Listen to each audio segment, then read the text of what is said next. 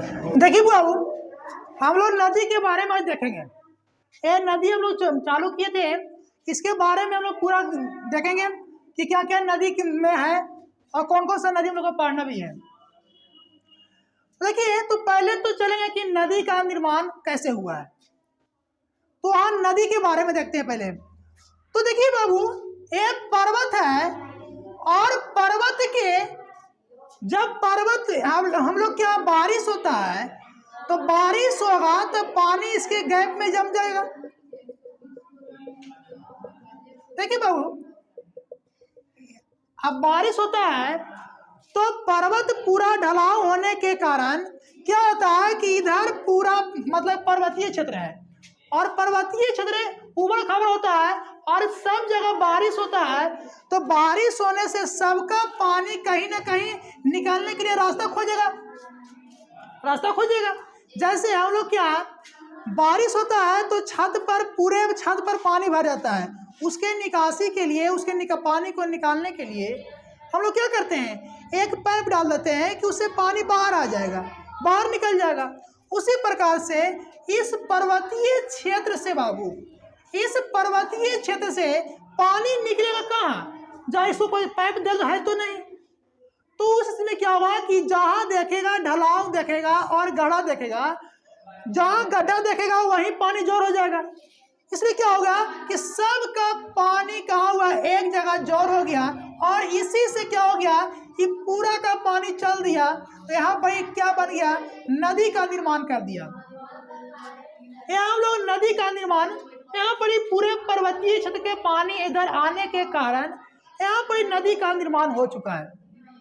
और नदी का निर्माण होगा तो इस स्थिति में देखिए बाबू, नदी जब बनेगा तो ये नदी शुरू में जब चलता है तो बहुत सारा मलबा और मतलब कीचड़ लेके चलता है, पत्थर भी ले लेता है, मतलब कि जो भी मिट्टी वगैरह है सब उसको साथ में दहते चलाता है। कहाँ, नदी में। अब बताइए, नदी शुरू में तो पूरा पानी दम उसका धारा चलते रहता है, जिसके कारण वह किसी भी चीज को क्या करता है, दहा लेता है। अब बताइए, नदी कुछ दूर जा करके क्या होता है कि इसका धारा कम जाता है और जो कीचड़ ले करके आया था तो वो कीचड़ इसको अपने ही कीचड़ यानी अपने ही जो मलबा लेके आया था वो मलबा क्या हो गया, इसको अपने ही भारी लगने लगा। जैसे बाबू, अब आपको यहाँ से कोई दे दिया जाए कि लूट लो, कुछ भी लूट, मतलब कि तुमको फ्री कर दिया जाए, तो मार अपने माथा पर खूब माथा पर धार लिए और चल दिए। जब कूद गए तो मतलब कि क्या है कि आप भारी हो रहा है, इसमें से कुछ हल्का कर देते हैं, जिससे क्या होता है कि उसका मलबा अपने ही भाई लगा कुछ कम करता है। अब पूरा जब नदी चलता है बाबू, तो नदी चलता है तो यहाँ पर ही जब बुढ़ापा स्थिति आता है तो यही क्या करता है, नदी जब आगे जाकर के त्रिभुज का आकृति बना लेता है। देखिए बाबू सुनिए, कहता है कि यही मलबा क्या होता है कि जब पानी निकला नदी से तो नदी का पानी जो है कहीं इधर फूट गया, कहीं इधर फूट जाता है, जिससे क्या होता है बाबू कि पानी किधर इधर चल गया, कभी इधर चल गया, बीच से निकल गया, यानी त्रिभुज का आकृति बन जाता है। और हम लोग जानते हैं कि त्रिभुज की आकृति में, जब त्रिभुज की आकृति को फिजिक्स में क्या कहते हैं, तो फिजिक्स में कहते हैं डेल्टा। क्या कहते हैं बाबू, डेल्टा। यानी जहां नदी खत्म होता है, बुढ़ापा स्थिति आता है, वहां त्रिभुज की आकृति बना लेता है। बीच बीच में मट्टी भर गया, उसका मलबा भर गया, इधर से नदी और बीच से नदी, अब त्रिभुज की आकृति बन गया। और ऊपर से जब देखता है तो कहता है कि लगता है कि बाका बहुत त्रिभुज बना हुआ है, और उसी त्रिभुज को फिजिक्स में कहते हैं डेल्टा। तो उसका नाम पड़ गया, यानी जो पृथ्वी नदी बनाता है लास्ट में उसे क्या कहता है, कुछ नदियां डेल्टा बनाता है और कुछ नदियां एस्चुरी बनाता है। एस्चुरी कौन सा नदी बनाएगा, और एस्चुरी वही सा नदी बनाएगा जिसमें मलबा नहीं होता है, जो बीच यानी दोनों पहाड़ के बीच गैप से बहता हो।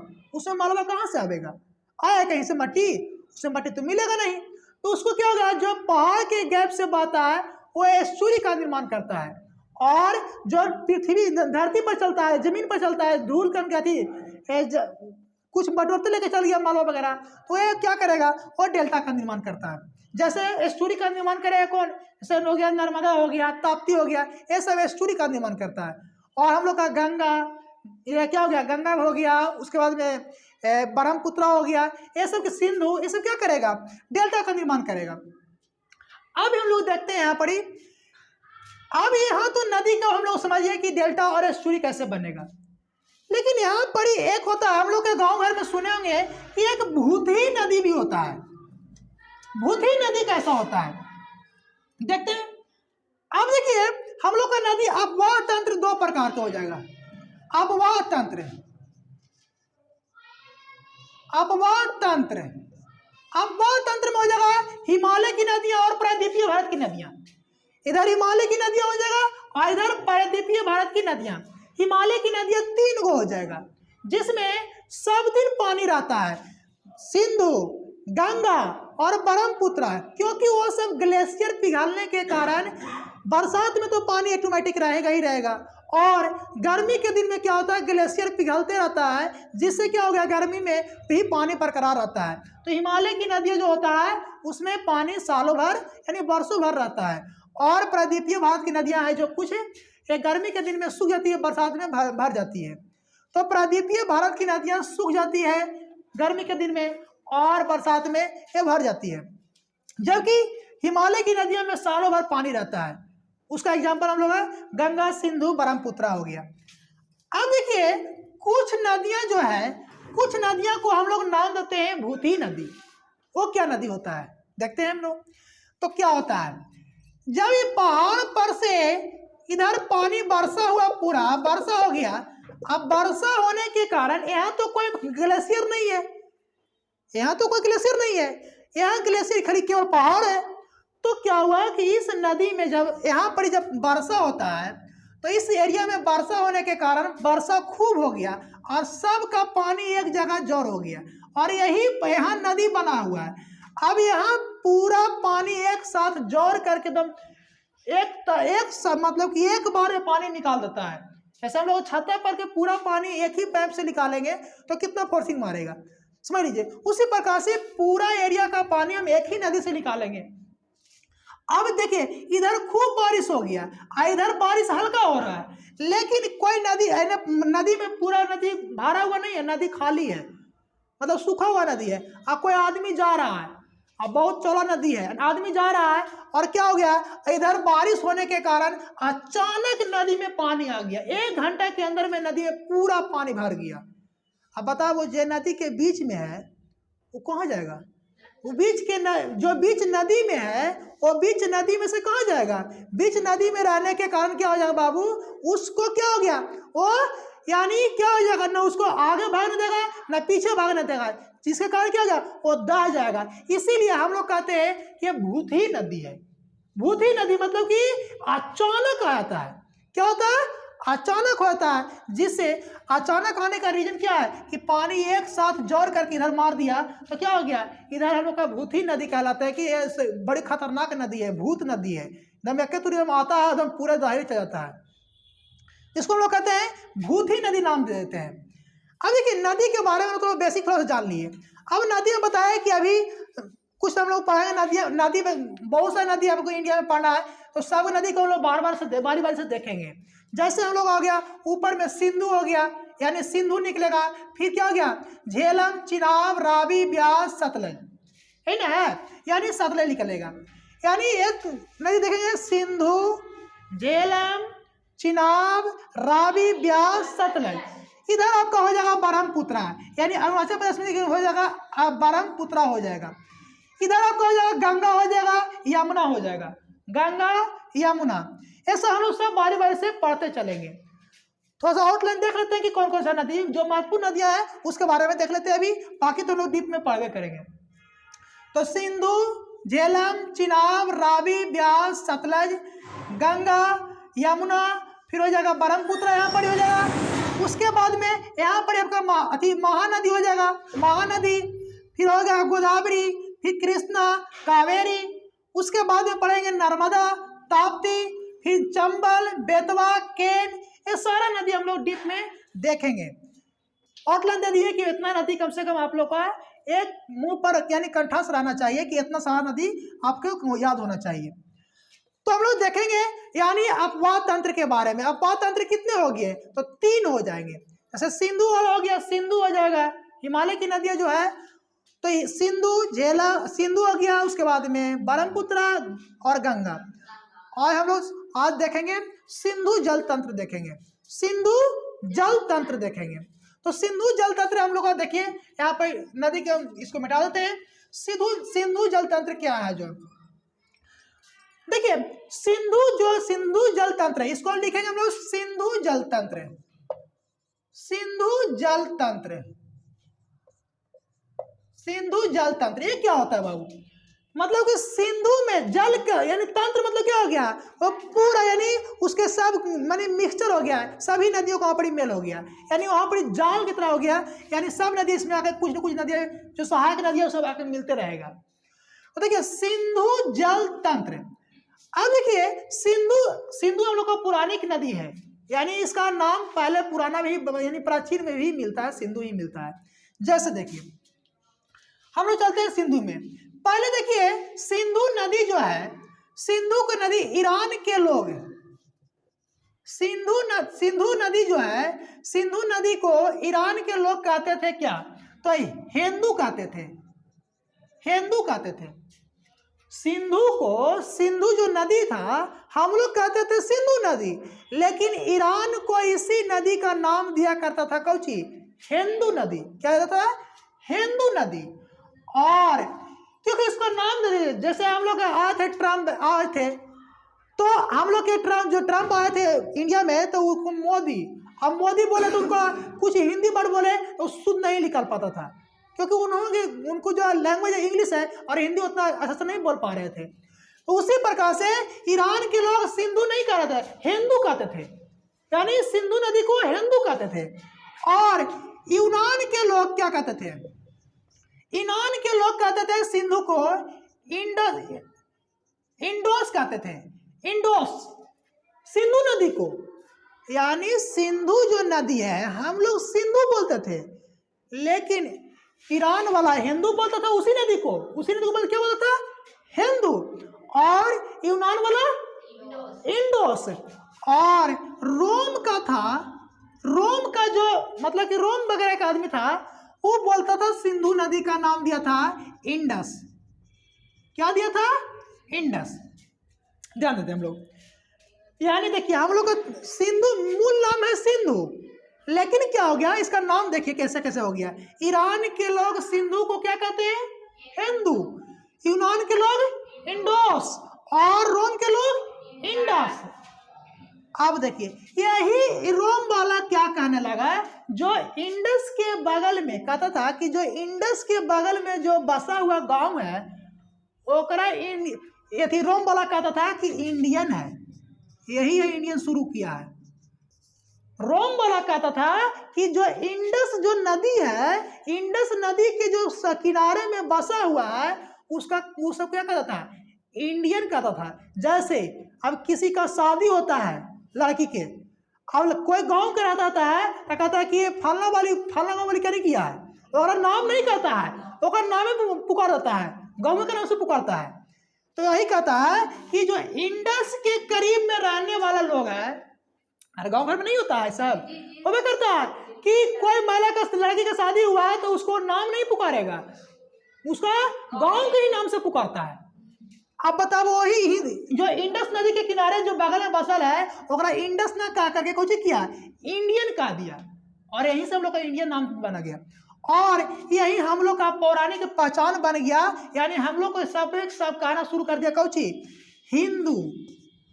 हिंदू यहीं से बना है, हिंदू शब्द से हिंदू बन गया, हिंदू शब्द से हिंदू बन गया, और इंडस से क्यों बन गया? इंडियन बन गया। क्या बन गया? इंडियन।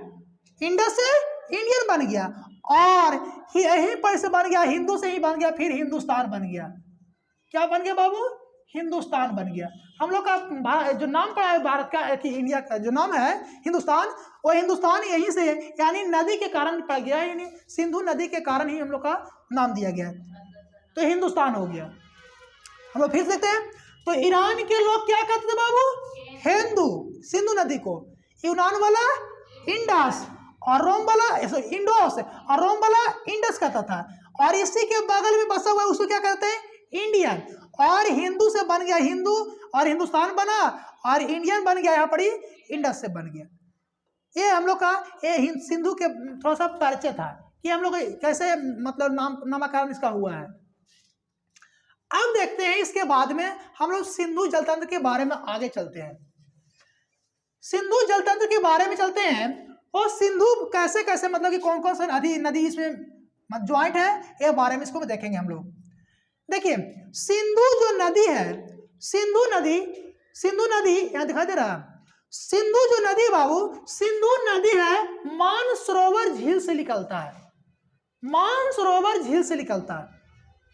सिंधु नदी मानसरोवर झील से निकलकर ये जम्मू कश्मीर होते हुए कहाँ गिरता जाता है?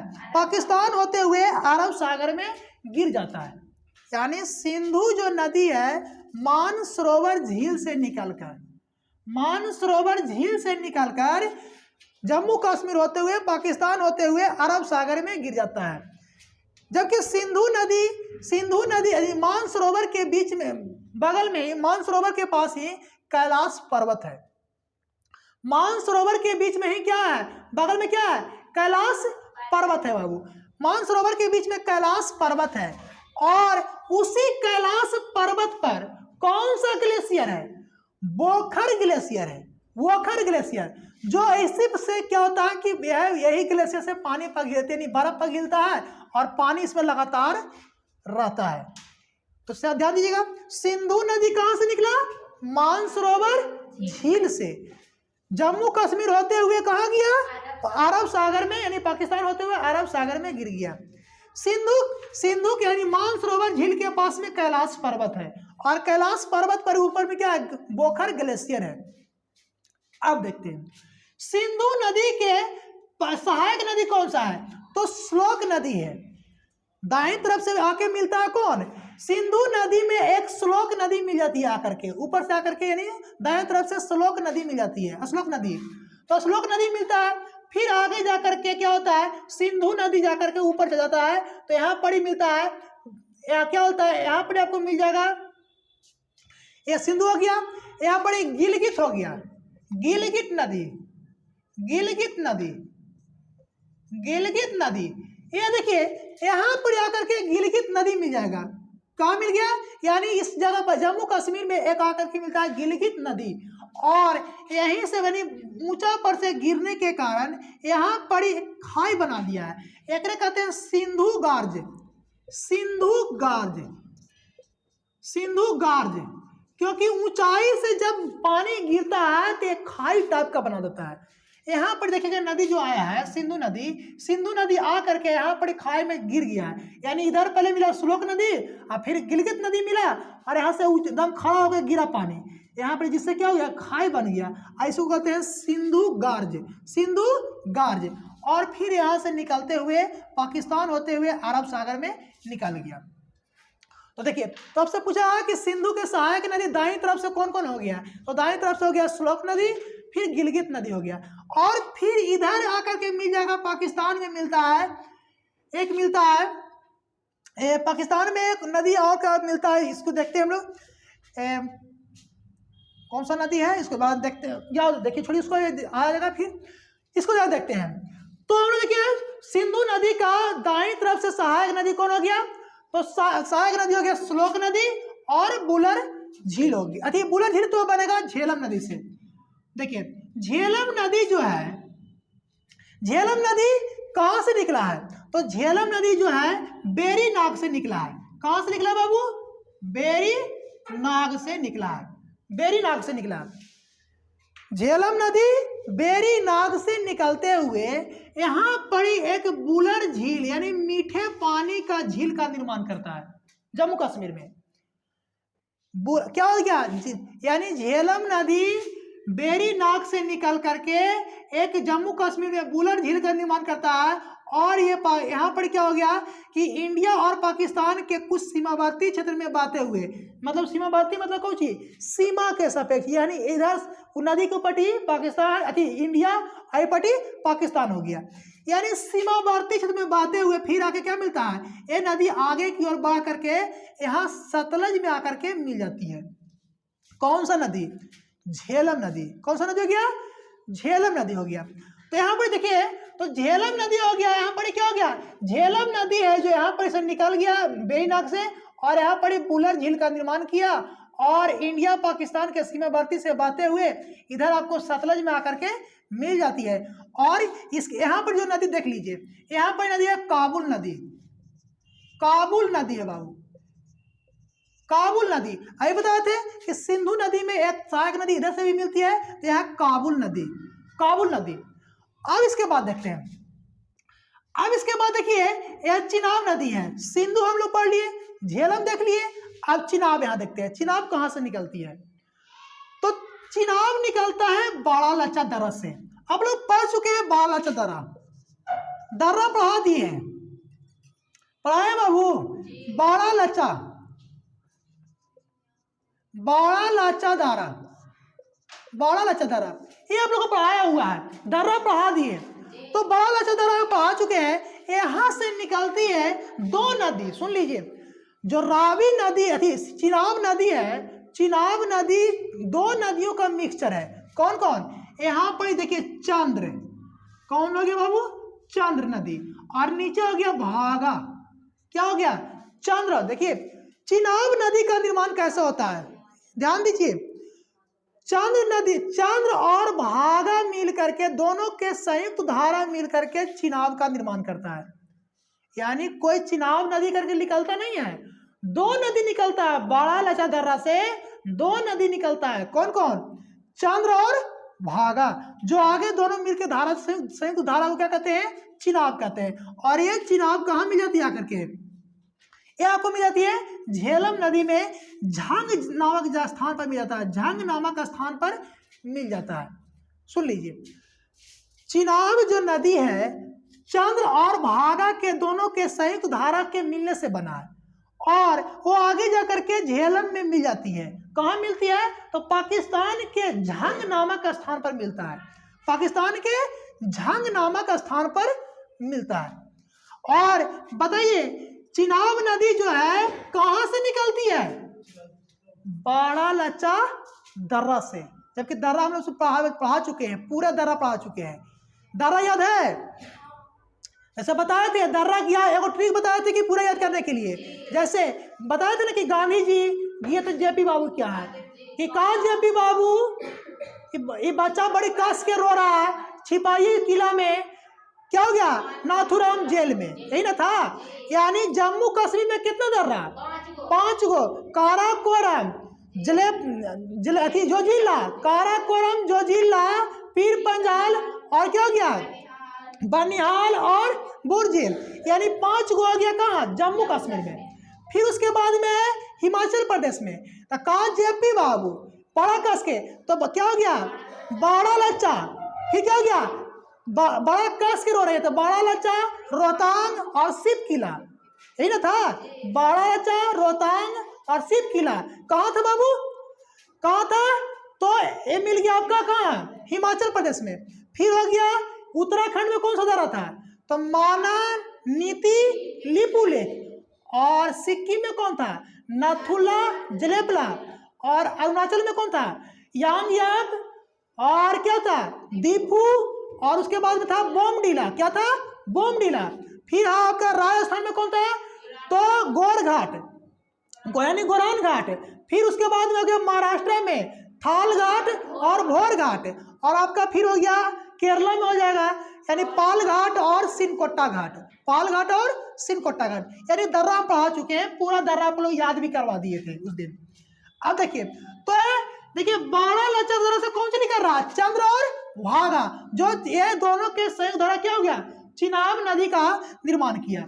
अब देखिए उसके बाद देखिए अब क्या हो गया, यहाँ पर देखिए रावी नदी कहाँ से निकलता है, तो रावी नदी आपका निकलेगा, देखिए रावी नदी है रोहतांग दर्रा से निकलता है, रावी नदी रोहतांग दर्रा से निकलता है, रोहतांग दर्रा से, क्योंकि उत्तराखंड से निकलेगा। तो रोहतांग दर्रा से निकाल करके ये भी क्या हो गया बाबू, देखिए रोहतांग, देखिए रोहतांग क्या हो गया, हिमाचल हो गया। हिमाचल से ही क्या गया, हिमाचल से निकल के क्या मिल जाएगा, ये जाकर मिल जाएगा पाकिस्तान में जाकर के मिल जाएगा। यानी ये रावी नदी जो है रोहतांग दर्रा से निकल करके और पाकिस्तान में जाकर के फिर मिल जाएगा, झेलम में ही मिल जाता है। तो हो गया रावी नदी। उसके बाद देखते हैं ब्यास नदी। तो ब्यास नदी कहां से निकलता है बाबू, ब्यास नदी निकलेगा ब्यास कुंड से। क्या निकलेगा, ब्यास कुंड से निकलेगा, ब्यास कुंड से निकलता है। ब्यास नदी ब्यास कुंड से निकल करके और जम्मू कश्मीर की यानी इंडिया के सीमावर्ती क्षेत्र से पहले ही क्या होता है, इंडिया में नहीं सतलज में आकर के मिल जाता है, सतलज में आकर के मिल जाता है। क्योंकि ब्यास कहता है कि हम पाकिस्तान नहीं जाएंगे बाबू, पाकिस्तान वाला बड़ी खराब आदमी है, हम पलाही इधर ही मिल जाते हैं, यानी हम अपना पानी पाकिस्तान को ना देंगे। यानी ये पलाही याके मिले, किसे मिल गया, सतलज में मिल गया। अब देखते हैं हम लोग सतलज के बारे में। तो सतलज के बारे में क्या हो गया, तो सतलज कहां से निकलता है बाबू, तो सतलज निकलता है राकस ताल से। कहां निकलता है, राकस ताल से। यानी सतलज निकलता है राकस ताल से निकलते हुए जम्मू कश्मीर होते हुए कहां निकलेगा, इधर मतलब कि हिमाचल होते हुए क्या करेगा, इधर निकलते हुए कहां आ जाएगा, ये जम्मू यानी पाकिस्तान में आकर के किसमें मिल जाएगा बाबू, यानी पाकिस्तान में आकर के सिंधु में मिल जाएगा। और बाकी देखिए यहाँ से देखिए ये तो सिंधु में आके मिल रहा है, लेकिन एकरा में क्या मिल गया, एकरे में आके मिल गया कौन, झेलम आके मिल गया सतलज में मिल रहा है बाबू, झेलम आके कहाँ मिला, सतलज में। फिर कहाँ मिला, चिनाब मिल गया झेलम में, रावी मिला झेलम में, आई सब के मिल के कहाँ पानी दे दिया, सतलज में। यानी सतलज का पानी क्या हो गया और भर गया, और यहाँ पर क्या हो गया, फिर इधर सा पानी कहाँ गिरा दिया, अरब सागर में गिरा दिया। एक बार हम रिविजन रोड फिर से चलते हैं, सब नदी के बारे में देखते हैं हम लोग। देखते हैं सिंधु नदी कहाँ से निकला, मानसरोवर झील से, उसी के बगल में कौन सा है, कैलाश पर्वत, ऊपर क्या चीज है, बोखर ग्लेशियर है। और देखिए अब देखिए सिंधु नदी निकलते हुए जम्मू कश्मीर होते हुए क्या गया, पाकिस्तान में गया और अरब सागर में इसका गिर गया। और देखिए इसी सिंधु नदी को तिब्बत में, सिंधु नदी को क्या कहते हैं, तिब्बत में, तिब्बत में कहते हैं सिंधु नदी का तिब्बत में नाम कौन सी है, तो सिंह खवा। क्या नाम है, सिंह खवा। देखिए बाबू तिब्बत में इसका नाम है सिंह खवांग, खवांग, सिंह खवांग। आयकर नाम यह क्या होता है, यानी शेर मुख इसको कहते हैं, शेर मुख कहते हैं, शेर मुख, शेर मुख है। देखिए बाबू आपसे पूछ सकता है, एक हम लोग से पूछ सकता है कौन चीज कि सिंधु नदी को तिब्बत में किस नाम से जाना जाता है, तो सिंह खवांग, सिंह खवांग से। और उसको क्या कहते हैं, शेर मुख कहते हैं, शेर मुख कहते हैं। झेलम नदी कहां से निकलती है, तो बेरीनाग से। इसमें कौन सा झील है, बुलर झील। और ये कहां जाकर मिलता है, तो ये जाकर सतलज में मिल जाता है। फिर बताइए चिनाब नदी कहां से निकलता है, तो बाड़ा लच्चा दर्रा से। बाड़ा लच्चा दर्रा से दो नदी निकलता है, चंद्र और भागा, वही दोनों के संयुक्त धारा को क्या कहते हैं, चिनाब कहते हैं। और ये जाकर के झेलम में मिल जाती है। रावी निकलता है रोहतांग दर्रा से और ये जाकर के झेलम में मिल जाती है पाकिस्तान में। फिर ब्यास निकलता है ब्यास कुंड से, ये सतलज में आकर मिलता है। सतलज राकस तल से निकलता है और ये पाकिस्तान में जाकर के ये सिंधु से मिल जाता है। और इस सतलज राकस में जाता है तो इसी में आता है सिप किला दर्रा, यानी सिप किला दर्रा, सिप किला दर्रा से निकलते आता है ये सतलज नदी। तो यहाँ तक हम लोग इसको पूरा देख चुके हैं। अब थोड़ा सा इसके बारे में आगे जानते हैं कि नदी का मतलब कि जो पानी है कैसे कैसे इसका यूज किया जाता है।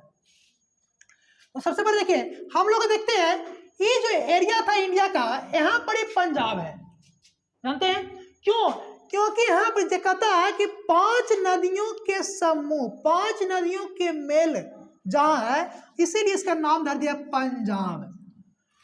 5 नदियों के मेल को क्या कर दिया, कहा कि ये पंजाब है। क्या हो गया, यहाँ पड़ी पंजाब, यानी पंजाब पाकिस्तान और इंडिया दोनों में पंजाब है। पंजाब इस एरिया को पूरा कहते हैं, क्योंकि बंटवारे में आधा पंजाब चल गया कहाँ, पाकिस्तान में चल गया। तो इसलिए क्या गया कि 5 नदियों के मेल है, इसी का नाम धर दिया गया जी, पंजाब धर दिया गया। अब देखिए इसके बारे में चलते हैं कि इसका पानी का जैसे बंटवारा कैसे कैसे होता है। तो 1960 में बैठक हुआ कि ये 6 नदी जो है, सिंधु, झेलम, चिनाब, रावी, ब्यास, सतलज, इसका पानी कैसे कैसे यूज किया जाएगा, क्योंकि जो नदी बह रहा है इंडिया और पाकिस्तान दोनों में बह रहा है, तो कैसे इसका पानी को यूज करेंगे।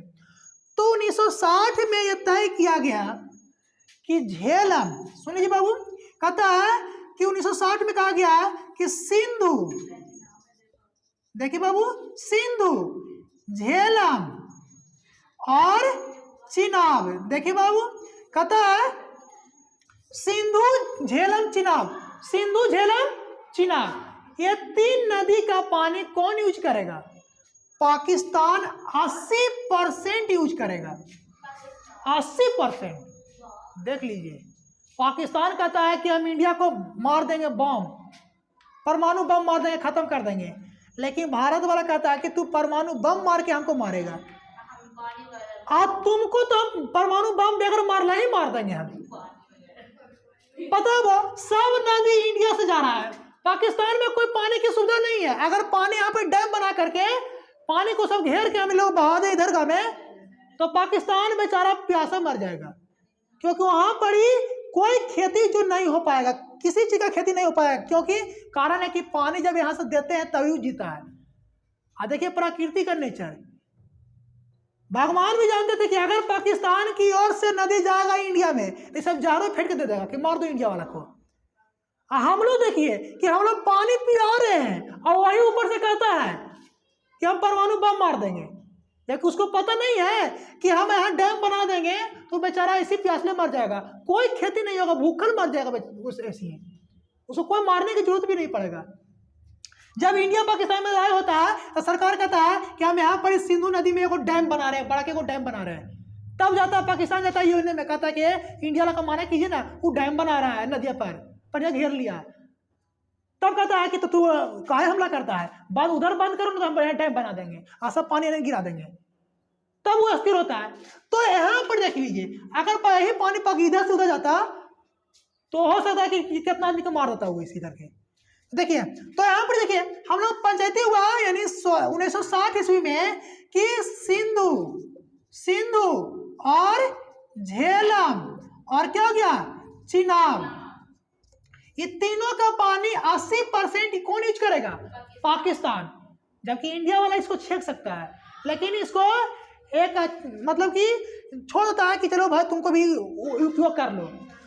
और इसके बाद देखिए 20% कौन करता है, 20%, तो 20% इंडिया वाला करता है।